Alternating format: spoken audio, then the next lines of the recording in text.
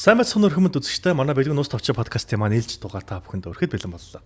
Бид нар татварын талаар цуврал дугааруудыг бэлтгэр гэж байгаа. За үүнийхээ хүрээнд бол Монголын эзэн төхөрний үеийн татварын улс төрийн татварын бодлогод юу ямар байсан, дайн байл даны үеийн татварын бодлого ямар байсан гэдэг юм цуврал тусгай дугааруудыг та бүхэндээ хүргэсээр байгаа. За мөн дээрээс нь бидний үйл хэрэг дэмжиж лайк, шеэр, subscribe тавчаа манайхан заавал дараарай. За багштай одоо үдшийн мэндийг хүргэе. За одоо үдшийн мэд. За багш. За өмнөх дугаар дээр болохоор Хобилай хаан элч нараа бишээ төршмөдүүдэд цаазаар аваад. Тий. За тэгээ явсан. Тэгээд бас нэг дөрвөлжин бичгийн татвар. Тий. Бичиг үсгийн татвар гэдэг юмыг бол таах. Энэ дөрвөлжин бичиг чинь цаанаа ийм учиртай байсан. Харин тийм бай. Дөрвөлжин бичиг зохиолгосон нууцлалын маш өндөр ач холбогдол нь энэ байсан гэж ярьдаг байхгүй. Тэгэхээр чи зэрэг бичиг үсгээ хүртэл зохиохдоо бас нэг арай өөр байсан байх нь шүү дээ. Тийм бай. Тэ бичиг үсгээ хүртэл зохиохдоо арай өөр байсан байх нь. Зүгээр нэг бичиг үсгээд ингэ энэ бичиг үсгээр чинь цаагаараа ийм юм яана. Ийм юм хийн. Татвар дээр ингэнэ дөрвөлжин бичгийг хинч дуурайлгаж чадахгүй. Дөрвөлжин бичгийг чинь төвд тэгээд уйгуржин бичиг тэгээд юу байгаа байхгүй. Ханц бичгийг нийлүүлсэн гэж ярьдیں۔ Тэгээд шинэ бичиг гаргаж ирсэн байхгүй. Яг энэ бичгийг чинь тамглаа хийчихэж байгаа байхгүй. Энэ тамгыг дуурайх гээд оролдоод үзээрэй хэвээр нэрэ. За остоо уучлаар албалдаг байсан. За тэгэхээр иймэрхүү бичиг үсэг бас зохиолгоод тэр нас нөгөө нэг юм нууцлалын. Тий, нууцлалын ач холбогдолтой шүү дээ, тийм. За тэгээд дараа нь бачаа цааш нь юу болж байна? Одоо татварын талаар нөр юу байна? За тэгээд энэ бичгийг энгийн хүн уншиж дуурайлгаж чадахгүй, сийлж чадахгүй, татварын луурыг зогсоох гол хэрэгсэл болж ирсэн. Энд чинь бас мэдээж хэрэг татварын луур гарна шүү дээ. За тамга. За тамганы хүчний татвар гэж бас нэг юм байна. За энэ тамгагүй баримт бол зүгээр л цаас. Тамгатай баримт бол хааны зэрлэг гэсэн зарчим үйлчлэнэ. За тэгэхээр чинь цаасан мөнгөний нууц баримтаар Ихван гүрний татвараа цаасан мөнгөөр авахын тулд маш хатуу арга хэмжээ ингээд авч ирсэн. Татвараа цаасан мөнгөөр. Тийм болохоор зэрэг тамгална. За алт хураадаг. За хэдэн карат алт байна. За тэдэн карат алт байна. За нэг тэдэн карат юу байгаа юм биш үү? Энэ эрдэнэс одоо энэ тий үнэт эрдэнэс байна. За энийг авъя гэд. За иргэдэд ингээд гар дээрээ байгаа алт мөнгийг заавал төрийн санд очиж тушаадаг. Иргэдийн алт мөнгө төрийн санд тушаагдахар чинь төрийн сан чинь одоо иргэдийн алт мөнгөөр ингээд баяжж байгаа шүү дээ. Ингээд төрийн тэгээ хоримтлагдчихж байгаа. Тэгээд оронд нь хэдэн крат алт тушаалаа. За маа хэдэн гэдэг чиний хөрөнгийн баримтыг гаргаж өгдөг байхгүй юу? Чи дараад нь нөгөө юуг төрийн сан дээр очиод би ийм баримттайгаа маа нэг тэдийг аваадахыг нэг тэдэн крат алт аваадахыг тэдэн кратны хэдэн оюу тан одоо шүрт суд аваадахъя гэдэг ингэ штэ. За гэд авчаад тэдэн кратыг авсан чи одоо чамд тэдэн кратын чаа хоёр ингээд бас ингээд өөрчлөлт өгчөж байгаа хөөхгүй чинь зарлаг гаргаж штэ хэрэгтэй. Тэгээд би тийм юмтай гэдгээ ингээд өөрөө одоо гэр орондоо хадгалсан ч юу. Ямар ч лсэн гэр оронд нь бэлэн мөнгө байхгүй. Ямар нэгэн болол дайн тулаан болол айл амтныг олоо тоноол ингээл хамгийн дагуурсыг ингээл дээрэмдээд ихээр зэрэг хамаг юм чинь төрийн санд байгаа. Энэ Юан улсын үед би одоо нэг юм асуугаад байгаа. Энийг банкны баталгаа юм уу банкны систем тавих яваад байсан биш үү? Одоогийн банкны хамаг хөрөнгөө даатгуулсан. Нэг даатгалын л нэг юм яваад байна та. Юан улсын үед одоо хэрэгжиж исэн. Тэгэхээр чин зэрэг цаасан мөнгө ёстой хамгийн хэрэгтэй юу болчихж байгаа байхгүй. Гэтэл энэ тэнд алт нууц чи илэрч штэ. Тэгэх юм бол татвараас зугтсан хэрэгт орно. Тэгээд заавал цаацсан. Энэ тэнд алтаа нууцсан байх юм бол. За тэгэхээр энэ яаж ийн? Төрийн энэ юу? Тамганы татвар чинь эндэ. За тэгсэн чинь зарим улсууд одоо хуурамчаар бас ингээд үйлдвэрлэж эхэлнэ. Цаасан мөнгийг эсвэл алтыг бас нэг яг адилхан дуураймал болгох гэж оролддог. Ер нь ямар ч юмд нэг юм заавалчгүй сөрөг тал гардаг юм. Бүр жуурамч алмааз байна шүү дээ. Гэмээр дуурайлгана шүү дээ. Энэ дуурайлгах гэж бас гарч ирнэ шүү дээ. Тэгэхээр хэрвээ цаасан мөнгийг хуурамчаар үйлдэх юм бол хэрвээ түүнийг тэгээд хуурамчаар үйлдвэрээд ашиглах юм бол мэдсээр байж мэдээлээгүй хүнийг бас заавал цаазаар авдаг байл. За тэгээд мөнгөн тэмдэх дээр нь хүртэл хуурамчаар үйлдвэл цаазаар аавна гэж бичсэн байдаг. Өнөөдөр Монгол улсын төрийн мөнгөн дэвсгэртийг хуурамчаар үлдсэн тохиолдолд эрүүгийн хуулийн тэдийн тэд гэдэг ингээ байгаа үстэй. Өнөөдөр мөнгө хуурамчаар үйлдвэрлээд нэг муу хашаан дотор оч гэдэг юм уу? Контейнерт нэг муу подвалт ч юм уу? Тийм ээ? Хуурамчаар мөнгө хийчээд энийг худалдаанд гаргавал хуулийн аягүй хатуу шийтгэл авна штэ. Ихванус үед бас ийм байсан байгаа байхгүй. Тийм болохоор зэрэг энэ яаж ийн? Чаогийн одоо тамганы татвар чинь эндээ байгаа байхгүй. За хуулих байна. Хуурамч байна. Цаазал. Тамганы татвар. За энэ татврын түвшмүүдийн одоо бас юм хар дэвтэр гэж одоо Йоанн Усэд бол байсан байна. Йоанн гүрний татврын түвшмдүүд за бүртгэл гэж нэг сайн юм байгаа. Бүртгэл. Сүүлд одоо би ихлээд уншичаад бүртгэл арай бүртгэл биш үстэй. Бүртгэл өө адилхан бичигддэг шүү дээ монгол хэлээр. Монгол бичгээр өө адилхан бичигддэг энэ бүртгэлийг л одоо бүртгэлгээ биччихүү яаж вэ гэж би бас нэг ботсон. Энэ данс хөдөлтийн маш нарийн систем байсан. Энэ бол. За тэгэхээр чин зэрэг яаж ин манай улсын тэр иргэн тийм юмны одоо хөрөнгөтэй гэдгийг ингээд гаргаж ирж байгаа. Тийм болгоо зэрэг эндээсээ төдий хэмжээний татварыг төлнө. Гэт одоо энийг нь маш сайн дансалж ирсэн байна. За тэгээд энийг сонио өнгөт код шиг нэг юм байгаа. Энэ зарим түүхэн зурвалжнаас ингээд үзэх юм бол татвараа бүрэн төлсөн өрхийг цагаанаар өртөө өрхийг улаанаар бүр цайцсан нөхдүүдийг тэ бүр өрөндөө байрыг жигтэндээ идэгдсэн нөхдүүдийг хараар тэмдэглэдэг байж л дээ. Тэгэхэр чин зэрэг их сонио. За илүү би нэг зээл авах гэсэн юм аа. Худалдаа арилжаанд явах гэсэн юм аа гэл. За илүү тэгвэл та энэ бөртгөлөө үзүүлээ тэгтээ гэж хэлнэ. Тэрэн дээр нь хааны тамхтай цагаан. Уус тань зээл өгнө. Та сайхан одоо тэдэн чаад бизнесээ хийнэ гэдэг. Улаан байх юм бол өрөө төлсөн цагтаа. Та өрөө төлсөн цагтаа л шинээр усаас тэ хангамж идлээрэ. За та хар гараад ирвэл тань шиг зайсан л өөр чинтэй ярих тухайны болно. Мэдээж хэрэг улс л юм чинь асуудалтай. Иргэд ард түмтэл юм чинь эдний дотор лөөрчинч байгаа. Тийм биз? Хулигдагч байгаа. Цайцсан лөөрчин энд эндээс одоо заллингийн хэрэгт нүүж бас байгаа юм чинь усал юм чинь одоо юм байж л байгаа шүү дээ. Тэгэхэд бүр цаанаасаа усаас тамглаа хийчих байгаа байхгүй. Энэ бол ер нь айгүй хэрэгтэй байгаа байхгүй. Ард түмний дунд явж яхад энэ наад чинь хар өнгөтэй нөхөр байлаа одоо харьцаад ирэхгүй. Би тийм наадхантаа мөнгө төгрөгийн юм яриараа. Одоо юм асуудал гэж байгаа. За тэгж байтал бас авилгатай тэмцэх тийм асуудал гарч ирсэн. Татврын тал дээр. Төшөмдүүд татврын орлогоо хааны санд ингээд хүргэж явах замдаа дундаас нь завших гэдэг асуудал гардаг. Одоо хүн лимит нь одоо юм гарах байх. Тийм их мөнгийг хүргэж байгаа хүн за зүгээр энэ Алибабагийн эрдэнсийг бүгднгийн нэг тэрэгэн дээр ачичаад одоо хар орим руу явж ийлээ гэж бодъё л да. Хүргэж байгаа хүмүүс дундаас нь усах уу? Одоо усгаар л байна да. Ер нь бол тэггүй чинь нэг хитийг авчихад энэ л мэдв үжтэй гэл. Цаана яндшгүй их юм байгаа шүү дээ. Ийм асуудал гарах уу? Ер нь бол гарна шүү дээ. За тэгвэл энэ татврын чаог бүгднгийн нэг том одоо тэрэгэн дээр ачичаад төрийн сан руу аваа явж ийлээ гэж бодъё. Маш их одоо үнэт цаасад чаонууд явж байгаа шүү дээ. Цаасан дэвсгэртүүд хааны тамга мамхта. За эндээс нь хусдаг хүн гарах уу? Гарахаар л байна да. Одоо гарна шүү дээ. Одоо чи зүгээр л бас нэг талаараа бас энэ хүн байхгүй юу да. Тэгээд одоо бас хувьдаа хусъя гэсэн юм болно. За тэднийг 3 шатны хяналтаар явуулдаг. Орон нутгийн даруугачи гэдэг үг одоо гарч ирж байгаа.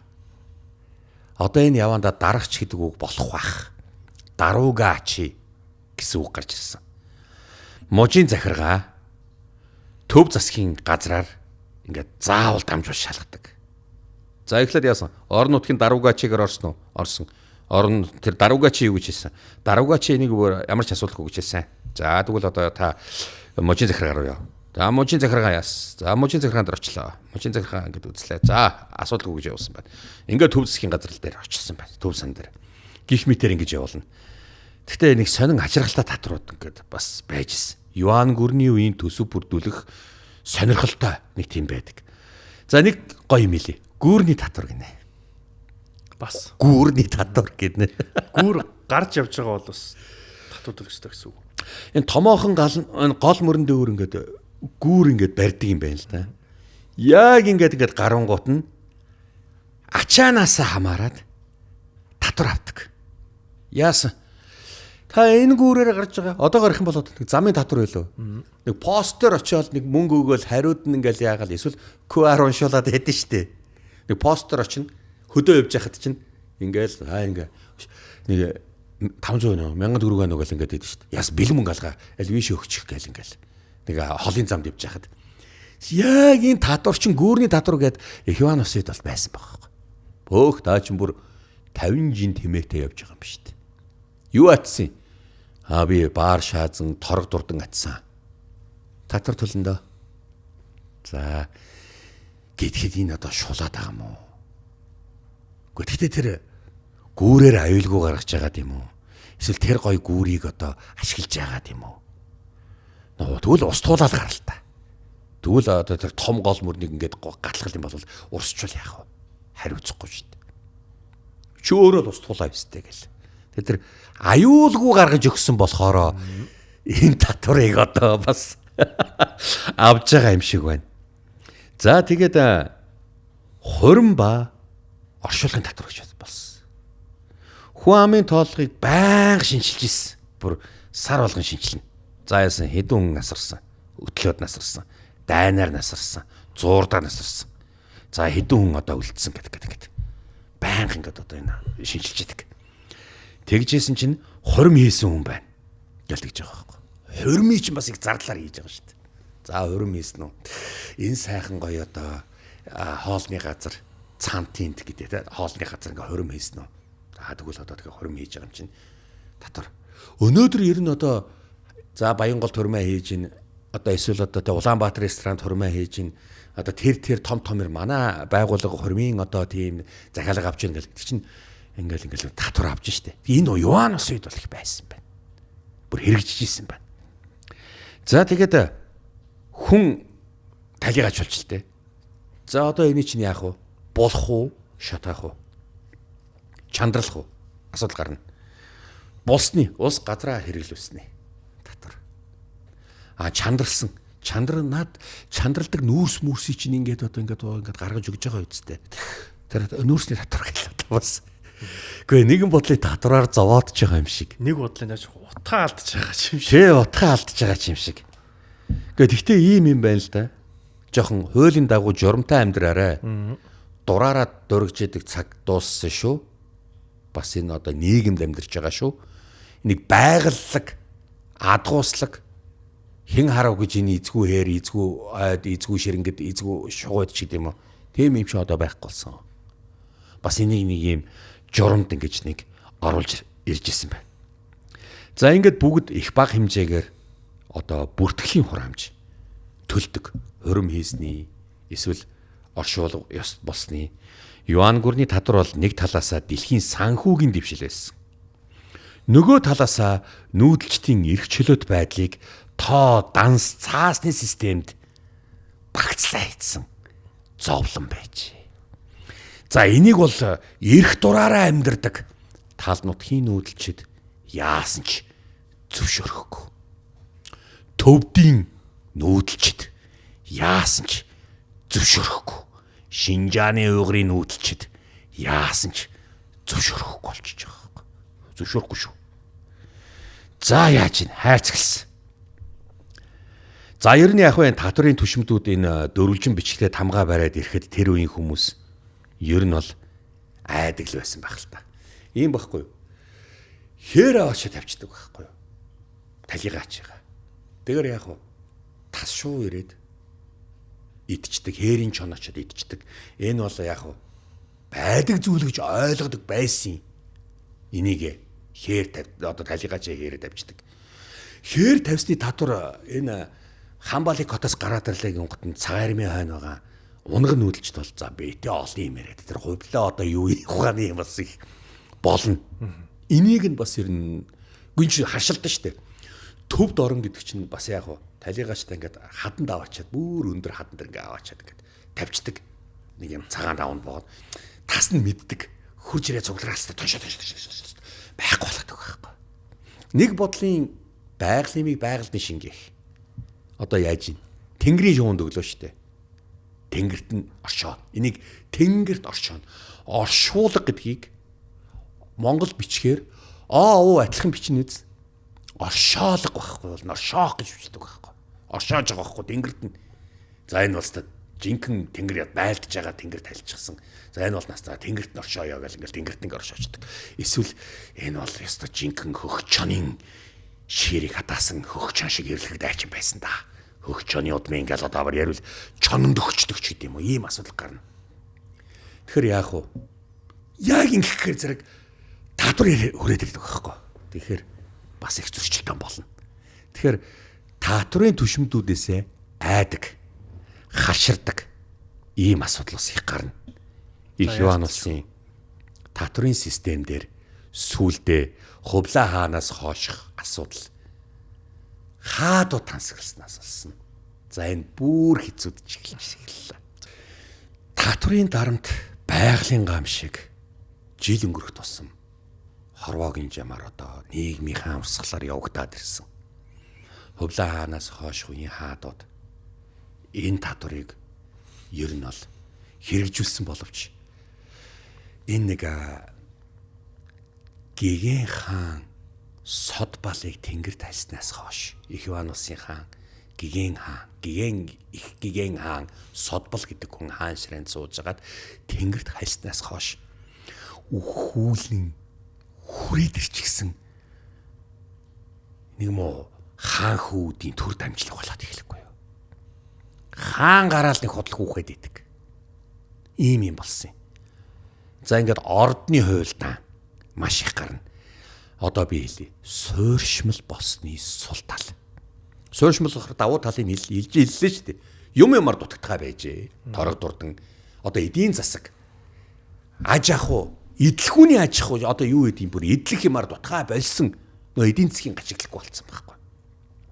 Суурьсан халуун хүүдөөсөнд ордог боллоо. Бүр дээр үеийн хаадууд хаттууд сүүнд хөөрүүлсэн сүүнд ордог байсан. Яагаад залуучдаг байсан гэж итгэдэг байлаа. За тэгээд яах вэ? Өшөө би ийм хоол идмээр байна, тийм хоол идмээр байна, тийм юм авмаар байна, ингэмээр байна гэхэр зэрэг биелээд байдаг. Энэ юу болох вэ яванда? Тансаглал руу орно одоо. Хитрээд. За инхээр суурьшмал болохоор асуудал үүссэн. Нүүдэлчин ард түмэн байх та. Байлдлаа. Ингээ байлдаж байгаа л чи тэр ахтар байлаа гэж бодож шүү дээ. За Казахстан, Тажикстан, Кыргызстан, Узбекистаныг эзэлчлээ шүү. Туркмен чи захираарай. Би цаашаа явлаа. Тэгэл цаашаа явна. За Оросыг эзэллээ. Том Украиныг эзэллээ. Ингээд явчлаа. За чи захираарай.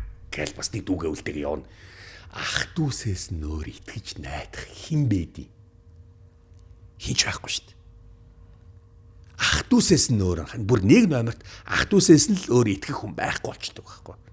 Тэгэхээр энэ нүүдэлчин эзэнт гүрэн байхдаа энэ тэнд Чингис хааны ухсааны алтан ургийн ноёдууд очиод захираа суучаад байдаг гэсэн одоо шалтгаан чинь бас эндээ. Эсвэл хамгийн ихтгэлтэй тамаачаа тавьдаг. Тэр нь бол зүгээр жирээнийг танихгүй үл танихгүй юм биш. Үл таних нэгэн байгаагүй юм. Энэ ямар хүн байсан? Энэ хүн бол хааны итгэлэг болсон хүн байсан. Бүр хааны хамаатны ч хүн байдаг. Тийм хүн байдаг. Хол ойрын хамаатан үеэл хаяал эсвэл бүлдүү ч юм уу ийм юм болдог байсан байхгүй. Суурьшмал олчихор нэг зовлон ирдэг байхгүй. Хаан болчлоо. Хаан олон хүүхэдтэй олон хатантай. Тэгэхээр хэн нэг нь хаан болоход хаан болох мандаттай амар олон нөхдүүд гараад ирдэг байхгүй. Хаа өөдчтэй. Тэгэхээр яах вэ? Тэр хаан хониулахад оронд нь запасуу зөндөө байгаа байхгүй юу? Ингэснээр яах вэ? Хатан болгон өөрийнхөө хүүхдээ гаргахын хаан болгохын тулд ордны хуйлдаан мөн төшмөдүүдийн хоорондын хуваагдал, тайгнуудын хор хутгалт амар юм донд орж эхэлдэг байхгүй юу. Тэгэхээр нэг хаангарлаа удахгүй. Юм ойлгодгүй мангар жаалыг хаан ширээн цуулгачаад өмнөөс нь би хаан одоо хаан ингэж байгаамаа, би хааны шинэ хааны төшмөд байгаамаа, хаан ингэж тушаасаа, ингэж зарлагдсан, хаан ийм лүндэн буулгасан, ингэсэн ингээд одоо хааны өмнөөс ингээд эхлэх асуудал зөндөө гарсан. Сүүлдээ гангачиг боллоо. Газар чодлов. Юм болсон. Бас яг хэлэхэд 1368 онд Улаан алч уртны бослог гарчээ. Энэ үед Иван улсын хаан ширээг тогоон төмөр хүлээж байсан юм. Тогоон төмөр хаан өөрөө бодит амьдрал дээрээ ши янгуу үзэх их дуртай. Бас их тийм зугаа цэнгэлтэй, бас их татагддаг хүн бас байж сони юм. Агуу хийцэнд гүрнийг байгуулахад ихний хаадууд нь бүр үлгэр жишээ супермэнүүд байсан баг. Шилдэгүүд нь яагаад хоосноос үтсэн зовлон донд босцоосон хүмүүс байсан болохоор тэгсэн биз. Сүүлийн үеийн хаадууд нь бүр тансаглах дуртай болцоотдог болж бэлэн юм дээр жаргал нь хитэрсэн үү, тансаглан дэнцсэн үү мэдэхгүй. Ер нь өмнөх хаадууд шигээж сэтгэхээч байдаг бах. Ер нь ямар ч хаан тулсын сүүлийн үеийн хаад нь дандаа ийм бүгд адилхан нэг юм одоо байдаг юм жамтай юм байна. Тогоон төмөр хаан чинь одоо гэхдээ ахвай тогоон төмөр хааны үед сүүдрийн ши хөгжих буюу сүүдрийн ши биш үү? Маш том даав татна. Тэ ард нь гэрэл асаа цацаж чинь. Энэ чинь киноны нэг кино урлаг хөгжих одоо суур морь бол байсан юм аа. Тэгээд маш их тийм одоо пипа янз янзын тийм одоо юун хуурч гэдэг л дунд нь ингээд өөрөө бүжиглэх дуртай. Тэгээд өөрөө сайхан одоо диско чи шоу чи юм уу тийм ээ. Тэгээд маш олон сайхан үзэсгэлэнтэй татвар эмсээр хүрээлүүлэх дуртайч байх. За яг хааны л хаан хүний л одоо хийдэг ажил байх л да. Евэн хагалсан тэр өдөр улаан алч уртны бослог гарлаа. Ингээд 108 жил оршин тогтносон Монголын их Иванус өмнө зүгийн Нангиадад дуусгар болсноор Монгол оронд одоо багаадын үе эхэлнэ. Энэ үед огшоо тэгвэл нөгөө ил хаан Алтан орд ямар байсан юм? За одоо би чамд одоо ингэ хэлээдгий. Алтан ордны ил хаадын тийм ээ цагаатайн улсынхны бас нэг татврын талаар бас нэг хэлнэ. Гэхдээ бас нэг юм байна. Ил хаад 90 жил орчим тогтнод байхгүй болсон. Энэ яагаад? Илийн хаад, ил хаадын ус бол цагаатайн хаант ус бас нэг 80 орчим жил байсан гэж ярьдаг. Алтан орд ганцхан 280-аас 289 жил их удаан орчим тогтносон. За тэгэхээр энэ үед бол одоо тэндээс авж байгаа татвар тэгж байгаа ингэж байгаа гэсэн нэг юм байгаа боловч энэ баг хааттайгаа уялддаг болохоор хараахан бүрэн дуусаагүй нөгөөдөл нь одоо байхгүй болч. Тийм болохоор багаадын үеийн татвар гэдэг юм дээр одоо хоёлоо одоо буухасаар аргагүй болно. Дараад нь яг багаадын үед ингэжсэн болохоор эндээ нөлөөлөөд эндээ ингэсэн учраас гэд тэр нь бас ингэж уялдж сүлэгдэж яригдана. За багаадын үе шүү дээ. Мангар болоо. За одоо багаадын үе байгаа. Их богино жил хаанчилсан хүмүүс ч байна. Их удсан хүмүүс ч бас байгаа. За багаадын энэ үе бол ер нь 14-р зууны сүүлээс 17-р зууны ихэнх үеийг бол Монголын түүхэнд багаад гэж нэрлэнэ. Хоёулынгийнхан Монголын түүх явсаар байгаа дээр нь багаад дээр бас очих бах. Тэр үед одоо тэр улс төр цэрэг стратеги хаад ихтэй тэрийг бол нарийн яри. Энэ бол багаадын үеийн татврын одоо түүхэнд одоо нэг тийм юм яг юу болж исэн бэ гэдгийг яри. За энэ түүхэнд хамгийн ээдрээ те төвлөрсөн засаг суларсан бие даасан эрх мэдэлт феодлуудын эдийн засаг руу шилжсэн цаг үе байлаа. Юан гүрэн унсан монголчууд төрсөн нутагта цагаан эрмийн хойно хөөгдөж ирсэн. Тийм болохоор зэрэг татврын систем дэлхийн санхүү байсан. Дэлхийн татврын гол төв банк байсан. Энэ юм чинь буцаад нүүдэлчдийн уламжлал руугаа ингээд шилжиж орж ирсэн. Юм сони юм аа. Эхэллээ. Тэллээ. Тесрлээ. Буцаад байрандаа ирлээ. Юм бас нэг сайн юм. За тийм болохоор зэрэг төвлөрсөн татврын нуралт болсон үе гэж бас ярьдаг. Иоанн гүрний үед байсан цаасан мөнгө, гайлын татвар, давсны татвар бүр бүгдээрээ үгүй болчих гэлсэн. Гайлын татвар гэдгийг бол ойлгож байгаа үстэй. Иоанн усын үед байсан. Хил дээр нэрлээ. Чаагаар солиороо, бараагаа солиороо ийм байна. Ийм их бараа байсан юм чи бас ийм татвар аваад Иоанн ус руу нэвтэрнэ үү гэдэг ингээд нэвтрүүлдэг байсан байхгүй юу? Одоо энэ байхгүй болсон. За тэгээд орон нутгийн шин чанартай л татварууд одоо гарч ирсэн.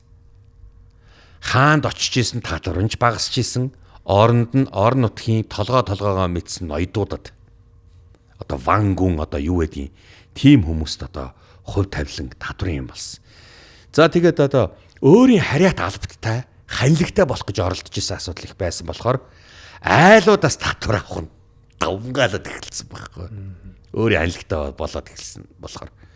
За тэгээд тэр нь одоо буцаад нөгөө алба татврын нэг чинь за 10-т 100-аар харин биш отог болоод явчихдаг юм. Отгоор болдог. Тэгээд аймгаар ингээд болсон. Дүшэд хаан аймаг гэл ингээд одоо ярих нь шүү дээ. Одоо тэгтээ хараахан үүсээгүй байл да. Ер нь баг хаадын одоо бутгалын үед байгаа. Тэгээд яг энэ баг хаадын үед алба гэж орж ирсэн байхгүй. Чи энэ ноёны албанд одоо 3 жил жинтэй өгөх юм биш үү? Энэ чиний одоо татвар. За чи энэ хааны албанд 5 жил халб хаах, цэргийн халб хаах юм биш үү? Энэ чиний татвар. Биеэр төлөх татвар гэдэг ийм юм болж ирсэн. Чи энэ бүх юмыг ингэж хийгээд учраас ийм алдаа гаргаж чи одоо шийтгүүлж байгаа учраас чи ханы зарилгаар хаан биш ханы зарилгаар эсвэл вангийн зарилгаар чамааг одоо 3 жил жин тайлхэхээр шийтгсгүй ч гэдэм юм. Чи жин тээснээрээ биеийн алба татвараа төлж байгаа шүү. Яг үгүй чамайг хооллож унтлана. Чамд харин бүл цалин өсөхгүй гэсэн үг шүү дээ. За ийм юм болоод эхэлсэн. За тэгээд энэ одоо бас нэг 3 үндсэн хэлбэр лөө алба орж ирж байгаа. Татварт. Малын татвар. Хааны одоо эсвэл эзэн ноёны отог хүрээлэлд хэрэгцээнд зориулж мал сүргийг тодорхой хуваар өгнө.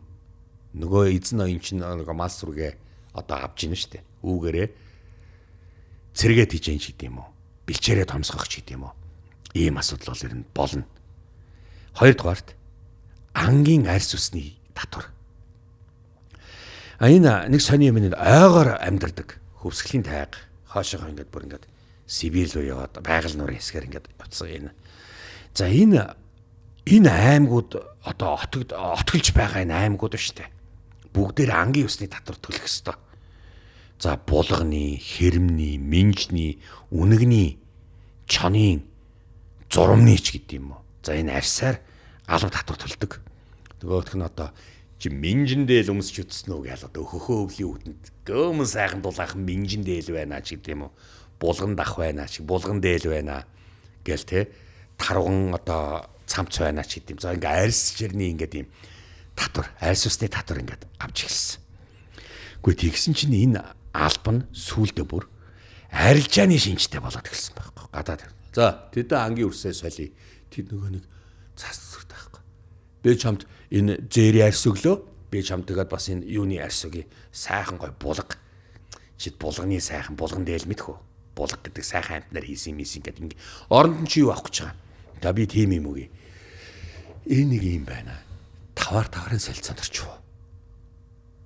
Тийм байна. Бараа таварын асуудал орчихв. Нөгөө нэг гялалж мандчихсэн юм чи яач вэ? Дэлхийн банк болж исэн юм чинь яач вэ? Асуудал үүссэн. Тэгээд цэргийн одоо энэ одоо бүр ингээд бараа таваараа солилцчихсэн чинь гуравт нь одоо биеийн алба. Цэргийн алба хаадаг, хугацаагүй цэргийн алба хаадаг. За тэгээд хааныхаа юм уу ноёныхаа малыг малладаг. Өртөө улаач залгуулдаг. Ийм байдал руу ороод ирсэн байхгүй. Чи ноёнтойгоо тэрсэлсэн учраас 3 жил хугацаагүй цэргийн алба. Эсвэл зүгээр 3 жилээ ч хэлэхгүй. Ноёнтойгоо тэрсэлсэн. Чи ноёны өдөөс заргалтна гинэ. Яадаг бүх зүрхтэй золгүй. Хугацаагүй зэрэг ялбан тат гэл ингээд. Хизээ ирэх нь мэдэхгүй. Гэртээ хизээ хаалгадаж ирэх нь мэддэхгүй. За ийм болоод эхэлсэн. Энэ одоо улс үндэстний доройтол нь бас эндээ байсан юм уу? За тэгж байтал одоо сүм одоо төвдийн шашин. Буддийн биш шүү. Төвдийн шашин. Төвдийн шашинтай бүр дотроос нь шарын шашин орж ирсэн байхгүй. Ингээд сүм хийдийн татвар буюу бүр шин үзэгдэл болж эхэллээ.